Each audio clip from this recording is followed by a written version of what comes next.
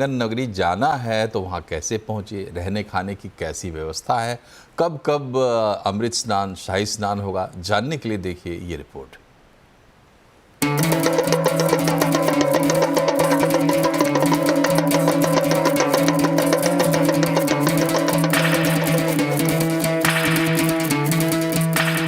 संगम में सुनाई दे रहा है हर हर गंगे का जय घोष।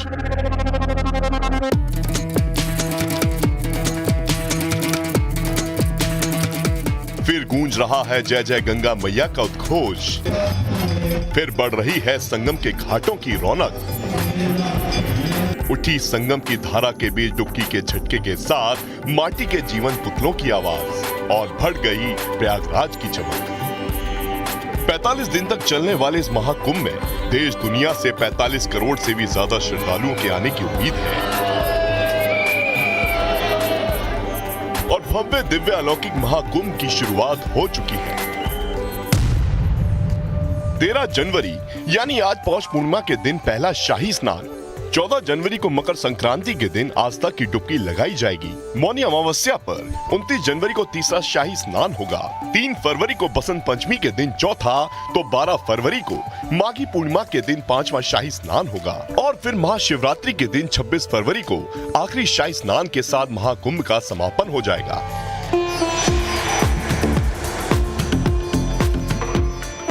लेकिन इस भव्य महाकुंभ को लेकर क्या इंतजाम है, आज हम आपको बताएंगे। टेंट सिटी की व्यवस्था की गई है, हर बार होती है लेकिन इस बार विशाल टेंट सिटी की व्यवस्था है। अलग अलग कोऑपरेशंस को ये व्यवस्था दी गई है। इस वक्त मेरी भी मौजूदगी एक टेंट सिटी में ही है। ऐसी ही टेंट सिटी तैयार की गई है अरेल घाट पर। उनके अलग अलग फेयर्स हैं, 2000 से लेके 20,000 तक भी जाता है और अलग अलग डिपार्टमेंट्स को, टूरिज्म डिपार्टमेंट हो गया या और डिपार्टमेंट्स हो गए, उनको ये जिम्मेदारी दी गई है।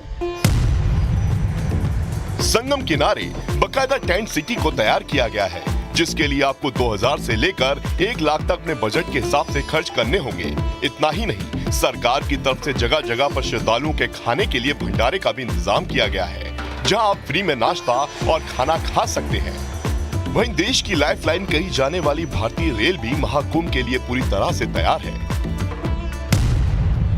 महाकुंभ के लिए प्रयागराज के रास्ते देश भर से करीब 13,000 ट्रेनें चलेंगी। प्रयागराज जंक्शन से संगम की दूरी 8 किलोमीटर है और यहाँ के लिए आपको तमाम रिक्शे और टैक्सी आसानी से मिल जाएंगे। मुंबई की ओर से आने वाली ट्रेनें नैनी और प्रयागराज चिपकी स्टेशन पर आएंगी। यहाँ से संगम की दूरी करीब 11 किलोमीटर है। लखनऊ और अयोध्या की ओर से आने वाली ट्रेनें फाफा, मऊ और प्रयागराज स्टेशनों पर रुकेंगी। यहाँ से संगम की दूरी करीब 10 किलोमीटर है। वाराणसी और गोरखपुर की ओर से आने वाली ट्रेनें झूंसी और रामबाग स्टेशनों पर रुकेंगी। यहाँ से पैदल ही संगम पहुँचा जा सकता है।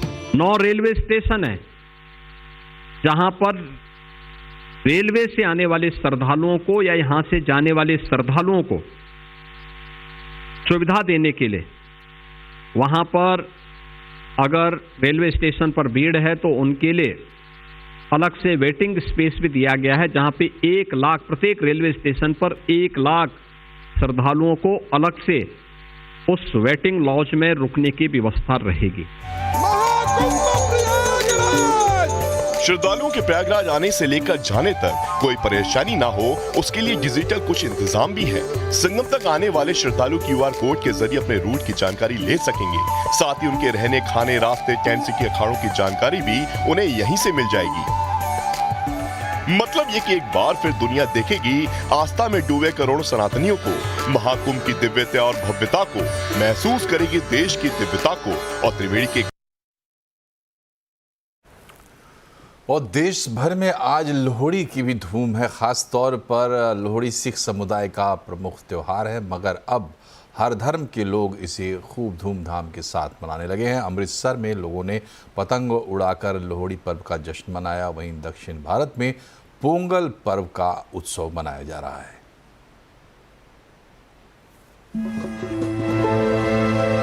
भारत हमारी धड़कन है, भारत हमारी जान है, इसकी कामयाबी से ही हमारी पहचान है।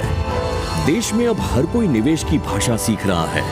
वक्त से पहले किस्मत से ज्यादा पाने का इरादा कर चुका है। जब पूरी संजीदगी के साथ दिन रात एक जुनून को पूरा करने में लग जाते हैं तो कामयाबी खुद ब खुद आपके पास खड़ी होती है। छोटे से लेकर बड़े कई सारे सपने हमने पूरे होते देखे हैं, पर अभी भी बहुत से ख्वाबों को पूरा करना बाकी है।